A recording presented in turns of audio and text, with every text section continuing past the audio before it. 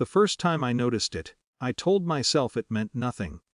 My husband, Mark, stepped into our daughter Lily's room just after midnight. I had woken briefly for a glass of water and saw the hallway light glowing under her door.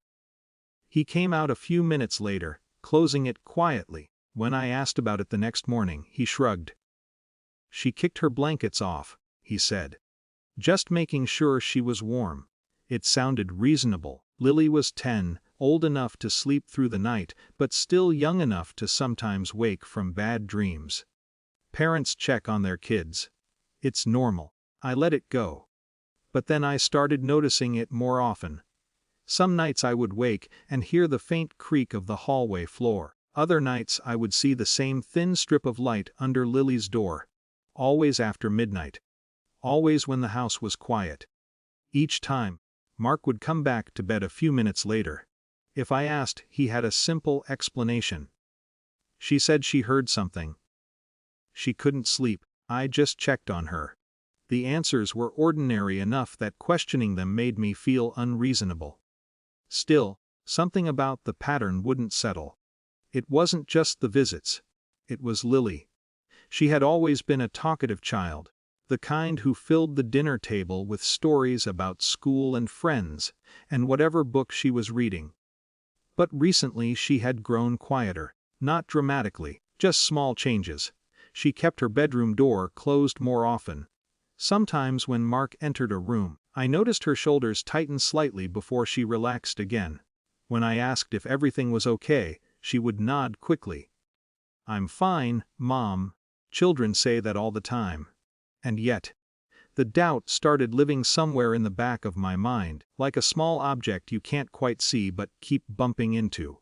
2 weeks later, I left for a 3-day business trip. The hotel room was quiet and anonymous, but the distance from home made the thoughts louder. I replayed the hallway scenes in my head, the late-night footsteps, Lily's careful tone when she spoke about bedtime.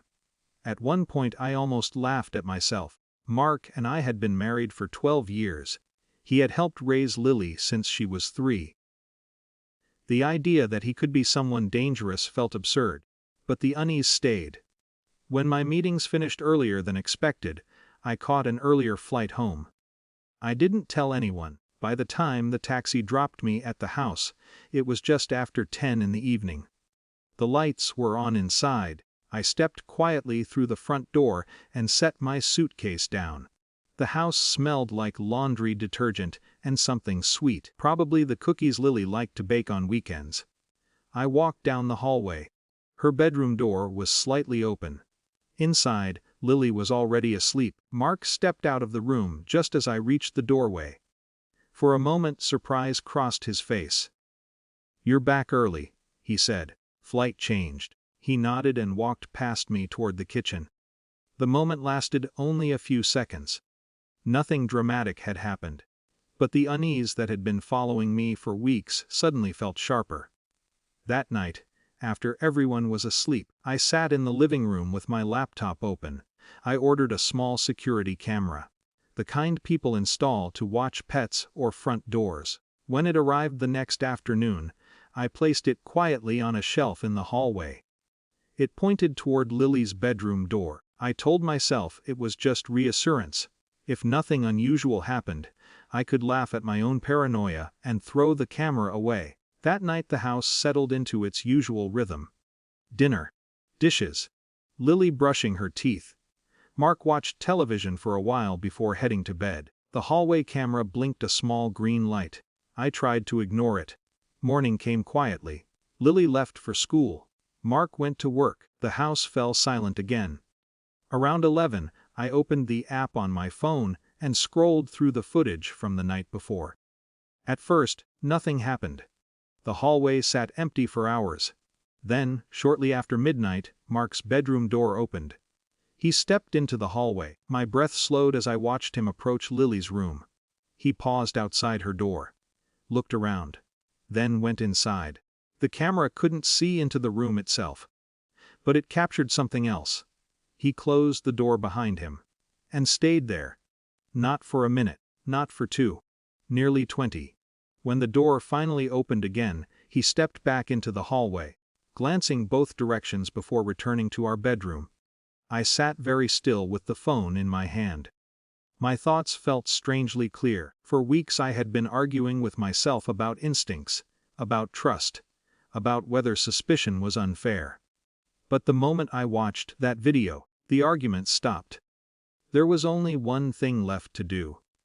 I called the number I found through the federal tip line. The woman who answered spoke calmly. I explained the situation, what I had noticed, what I had recorded.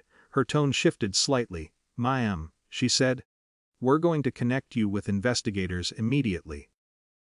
Within hours, 2 agents and a local detective were sitting in my living room. They reviewed the footage carefully, asked careful questions, took the camera as evidence. The house felt smaller with each step they took through it. Later that evening, one of the agents spoke quietly beside the window. "You did the right thing," he said. I nodded. Across the room, Lily sat on the couch wrapped in a blanket, watching television while a social worker spoke gently with her. The future looked uncertain, but one thing was clear. Sometimes the hardest truth a parent faces is realizing that protecting your child may mean questioning the person you trusted most. And sometimes the only thing more important than trust is acting the moment that trust breaks.